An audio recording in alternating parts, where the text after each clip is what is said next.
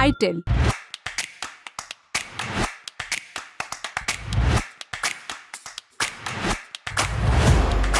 नमस्कार, मेरा नाम उपासना है और आप देख रहे हैं द लंदन टॉप का डेली फाइनेंशियल बुलेटिन खर्चा पानी।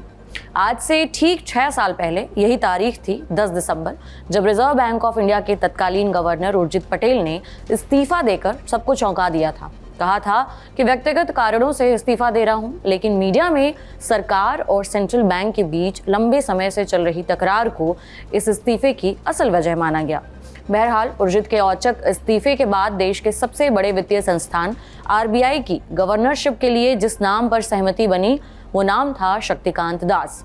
और आज जब 6 बरस बाद शक्तिकांत दास इस पद से विदा ले चुके हैं, तो एक नज़र उनके सफ़र पर भी डालना ज़रूरी है। और ज़रूरी ये देखना भी है कि उनके दौर में RBI भारतीय इकोनॉमी को स्थिरता देने में कितना कामयाब रहा। उनके दौर में बैंकिंग इंडस्ट्री की स्थिति कैसी रही, आज के खर्चा पानी में इन्हीं तमाम विषयों पर बात करेंगे।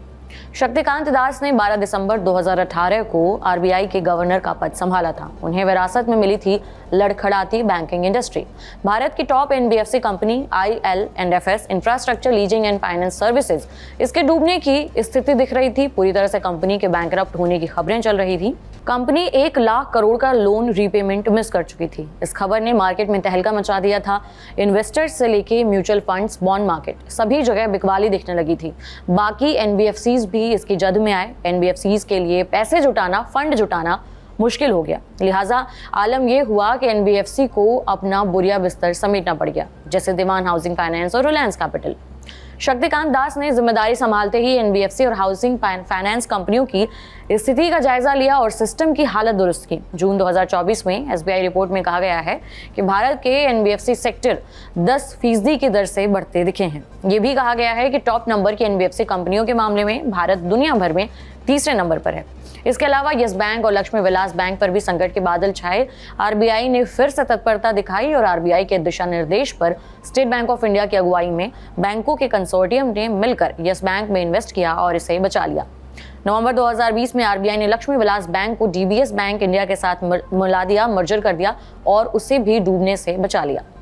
फिर कोविड महामारी, रूस यूक्रेन की लड़ाई, इजराइल हमास का युद्ध, ये कुछ ऐसी चुनौतियां थीं जो शक्तिकांत के हिस्से आईं। ऐसी चुनौतियां जिन्होंने हर देश के सेंट्रल बैंक की चिंता बढ़ा दी थी। ग्लोबल अर्थव्यवस्था इस कदर बिगड़ी कि अभी तक नहीं सुधर पा रही है। ग्लोबल ग्रोथ आज तक कोविड से पुराने स्तर पर नहीं पहुंच सकी है। वर्ल्ड बैंक के मुताबिक 2024 में ग्लोबल ग्रोथ 2.6% रह सकती है, जो 2019 में कोविड से पहले 3.1% के औसत पर थी। ऐसे विपरीत हालातों के बाद भी भारत में आर्थिक स्थिति कई देशों के मुकाबले बेहतर है।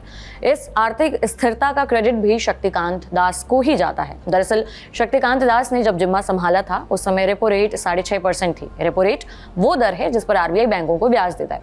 कोविड के समय इकोनॉमी को सपोर्ट देने के लिए शक्तिकांत की लीडरशिप में RBI ने मई 2022 में रेपो रेट में 2.5% की कटौती की, ताकि लोगों के हाथ में कैश आए, लोन सस्ते हों। RBI ने फिर देखा कि अब मार्केट में ज्यादा नकदी महंगाई की स्थिति ला रही है, तो उसने झटपट रेपो रेट को बढ़ा भी दिया। सितंबर 2023 में रेपो रेट को वापस 6.5% कर दिया गया। हालांकि महंगाई ने शक्तिकांत के सामने काफी चुनौती पैदा की। RBI का काम है महंगाई दर को 4 से 6% के दायरे में रखना।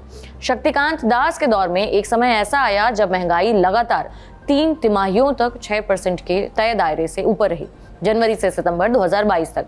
स्थिति ये हो गई कि RBI को सामने आकर सफाई देनी पड़ी, लेकिन इन 9 महीनों को छोड़ दें तो बाकी पूरे 6 साल में शक्तिकांत दास महंगाई दर को तय दायरे में रखने में कामयाब रहे हैं। शक्तिकांत के टेन्योर में 2019 से रुपया डॉलर के मुकाबले करीबन 18% कमजोर हुआ है। मतलब 2018 में जहां $1 के बदले आपको जितने भी रुपए मिलते थे, 2024 में वो 18 रुपए और कम मिलने लगे। कैलेंडर ईयर 2023 में रुपया 0.5% कमजोर हुआ। रुपए में कमजोरी हमेशा ही एक अर्थव्यवस्था के लिए चिंता की बात रही है और रहेगी, लेकिन 3 दशकों में ऐसा पहली बार हुआ कि रुपए में आधे फीसदी जितना उतार चढ़ाव दिखा हो। इससे पहले 1994 में आखिरी बार रुपए में इतनी स्थिरता दिखी थी। उस समय रुपया 0.4% मजबूत हुआ था। शक्तिकांत दास के रहते हुए भारत के बैंकों की नींव भी काफी मजबूत हुई है। 2018 में भारत के बैंक NPA और बैड लोन जैसी समस्या से नपे पड़े थे। ऐसे लोन जिनका ब्याज और मूलधन एक तय समय तक वापस नहीं आता है, बैड लोन माने जाते हैं। और अगर लोन या एडवांस के ऊपर जो ब्याज बनता है वो और मूलधन लगातार 90 दिनों तक बैंकों के पास नहीं आता है तो बैंक उसे नॉन परफॉर्मिंग एसेट मान लेते हैं। बिजनेस स्टैंडर्ड की रिपोर्ट के मुताबिक दास की अगुवाई में लिस्टेड बैंकों के बैड लोन और ग्रॉस एनपीए सितंबर 2024 में घटकर करीबन 2.5% पर आ गए। ये कई सालों का निचला स्तर है। जब शक्तिकांत ने ये पद संभाला था तब इसका फीसदी जो था, परसेंटेज जो था वो 10.38% था। तो आप अंदाजा लगा सकते हैं इसमें कितना सुधार हुआ है। एनपीए रेशियो में भी काफी स्थिति बेहतर दिखी है। एनपीए रेशियो का मतलब बैंकों ने जो टोटल लोन दिया है उसके मुकाबले उनका एनपीए कितना बन रहा है। जब शक्तिकांत दास ने जिम्मा संभाला था तब एडवांस के मुकाबले बैंकों का एनपीए रेशियो 4.5% था, जो सितंबर 2024 में घटकर 1% से भी कम, करीबन आधा फीसदी पर आ चुका है। इतना ही नहीं, इन 6 सालों में बैंक न सिर्फ टिके बल्कि उनकी माली हालत भी दुरुस्त हुई है। आंकड़े बताते हैं कि वित्त वर्ष 2018 में बैंकों ने 32,400 करोड़ का घाटा दर्ज किया था। वित्त वर्ष 23 आते आते बैंकों ने प्रॉफिट दर्ज किया, वो भी 2.63 लाख करोड़ का। इसके अलावा फॉरेक्स रिजर्व में भी काफी मजबूती नजर आई है। 28 दिसंबर 2018 को खत्म हुए पखवाड़े पे भारत का फॉरेक्स रिजर्व 393 अरब डॉलर था, जो 29 नवंबर 2024 को बढ़कर 658 अरब डॉलर पर पहुंच गया। Forex reserve foreign exchange reserve का शॉर्ट फॉर्म है। इसका मतलब होता है कि किसी देश के पास उसके बक्से में कितनी विदेशी मुद्राएं हैं। जितना ज्यादा फॉरेन एक्सचेंज रिजर्व उतना ज्यादा बाहरी झटकों से बचने की क्षमता। फॉरेक्स रिजर्व के मामले में हमारी स्थिति कितनी दुरुस्त है इसका अंदाजा ऐसे लगा सकते हैं कि फॉरेक्स रिजर्व के मामले में भारत चीन, जापान और स्विट्जरलैंड के बाद चौथे नंबर पर है। इसके अलावा शक्तिकांत दास के राज में डिजिटल पेमेंट्स को भी काफी रफ्तार मिली है, खास करके यूपीआई ट्रांजैक्शंस को। लोगों के बीच में यूपीआई ट्रांजैक्शन का अडॉप्शन बढ़ा है। वित्त वर्ष 2017 में यूपीआई ट्रांजैक्शंस की संख्या 1.8 करोड़ थी, जबकि अक्टूबर 2024 तक इनकी संख्या बढ़कर 1,02,250 करोड़ ट्रांजैक्शंस पर आ गई। इस समय UPI Sri Lanka, Nepal, Bhutan, Mauritius, France में कुछ चुनिंदा जगहों पर और यूएई और सिंगापुर में काम कर रहा है। बिना स्मार्टफोन वाले लोगों के लिए यूपीआई लाइट इंट्रोड्यूस किया गया। खैर, बहरहाल इन्हीं कुछ बड़े बदलावों के साथ आरबीआई के 25वें गवर्नर का चैप्टर 10 दिसंबर 2024 को बंद हो गया। अब बारी है अगले कैप्टन की, संजय मल्होत्रा की। अब अर्थव्यवस्था में स्थिरता रखने की जिम्मेदारी उनके कंधों पर है। उन्होंने एक मजबूत नींव विरासत में पाई है, लेकिन इस नींव में कुछ हिस्सों को मरम्मत की जरूरत है। उसके बाद उस पर मंजिल खड़े करना उनका अगला काम होगा। इन पहलुओं पर आएंगे, लेकिन उससे पहले संजय मल्होत्रा की जिंदगी के कुछ पाठ पढ़ लेते हैं। संजय मल्होत्रा राजस्थान कैडर के भारतीय प्रशासनिक सेवा अधिकारी हैं। उन्होंने आईआईटी कानपुर से कंप्यूटर साइंस में इंजीनियरिंग और अमेरिका की प्रिंसटन यूनिवर्सिटी पब्लिक पॉलिसी में मास्टर्स किया।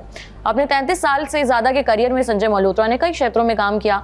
Power, finance and taxation, information technology, mines जैसे तमाम फील्ड्स में अपनी सेवाएं दी हैं। फिलहाल वो वित्त मंत्रालय में रेवेन्यू सेक्रेटरी हैं। इससे पहले वो भारत सरकार के वित्त मंत्रालय में वित्तीय सेवा विभाग में सचिव की जिम्मेदारी देख रहे थे।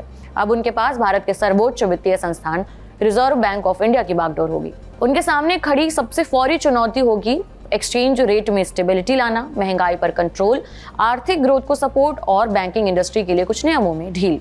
अमेरिकी चुनावों के बाद डॉलर बहुत मजबूत हुआ है, जिसका असर रुपए पर दिखा है। रुपया इस समय अपने ऐतिहासिक निचले स्तर पर पहुंच चुका है। इस समय अगर आज की तारीख में आप 1 रुपए खर्च करेंगे तो उसके बदले आपको $0.012 मिलेंगे। तो आप अंदाजा लगा सकते हैं कि इस समय डॉलर के सामने रुपया कहां खड़ा है। किसी भी देश की करेंसी में ज्यादा उतार चढ़ाव अच्छे संकेत नहीं है और ट्रंप के आने के बाद से डॉलर अभी और मजबूती दिखा सकता है। तो हम अंदाजा लगा सकते हैं कि रुपए में गिरावट इस समय आरबीआई के लिए कितनी बड़ी चुनौती बनने जा रहा है। दूसरी चुनौती होगी ब्याज दरों में कटौती की। आर्थिक ग्रोथ को सपोर्ट देना। जुलाई से सितंबर तिमाही में भारत की जीडीपी ग्रोथ 5.4% पर आ गई, जो 7 तिमाहियों में इसका निचला स्तर है। विदेशी पोर्टफोलियो निवेशक लगातार भारत से पैसे निकाल रहे हैं, इसलिए सरकार चाहती है कि आरबीआई ब्याज दरों में कटौती करे ताकि घरेलू स्तर पर निवेश का इंतजाम हो और ग्रोथ को बढ़ावा मिले। आरबीआई को कुछ ऐसा करना होगा कि वो ब्याज दरों में कटौती तो करे, लेकिन एक्सचेंज रेट्स में बहुत ज्यादा उतार चढ़ाव ना दिखे। आरबीआई ने आखिरी बार फरवरी 2023 में ब्याज दरों में कोई छेड़छाड़ की थी, जब इसे 4 से बढ़ाकर 6.5% पर लाया गया था। लेकिन महंगाई अभी भी काफी ऊंचे दरों पर बैठी हुई है। अगर ब्याज दरों में कटौती की गई तो अर्थव्यवस्था को सपोर्ट तो मिल सकता है, तय है, लेकिन महंगाई और ज्यादा बढ़ सकती है और आम आदमी की मुश्किलें बढ़ सकती हैं। लेकिन सस्ते लोन की सौगात भी देखने को मिल सकती है, क्योंकि अगर ब्याज दरों में कटौती होती है तो लोन सस्ते हो जाएंगे। इसलिए एक तरफ से आम आदमी के लिए महंगाई बढ़ने की मार पड़ेगी तो दूसरी तरफ सस्ते लोन की सौगात भी मिल सकती है। बहरहाल इसे लेकर ब्याज दरों पर जो कटौती का फैसला है वो फैसला लेती है मॉनेटरी पॉलिसी कमेटी MPC। इसकी अगली बैठक होनी है फरवरी 2025 में। दुनिया की टॉप रिसर्च एजेंसियों में से शामिल बार्कलेज रिसर्च ने एक रिपोर्ट में कहा है कि फरवरी में MPC ब्याज दरों में कटौती का फैसला कर सकती है। तो ये रहा पिछले आरबीआई गवर्नर का लेखा जोखा और नए वाले के सामने मौजूद चैलेंजेस। तो आज आपके लिए इस बुलेटिन में इतना ही। अब जाते जाते एक जरूरी सूचना, इंदौर में फिर होने वाला है लिट चौक। 20, 21 और 22 दिसंबर को इंदौर के गांधी हॉल में जुटेंगी देश भर की कला, साहित्य, राजनीति समेत तमाम क्षेत्रों की हस्तियां। सुबह 10 बजे से लेकर रात 10:30 बजे तक होगा ये जमावड़ा। आप भी पहुंचिए, अपनों का ख्याल रखिए। देखते रहिए द लंदन टॉप। शुक्रिया।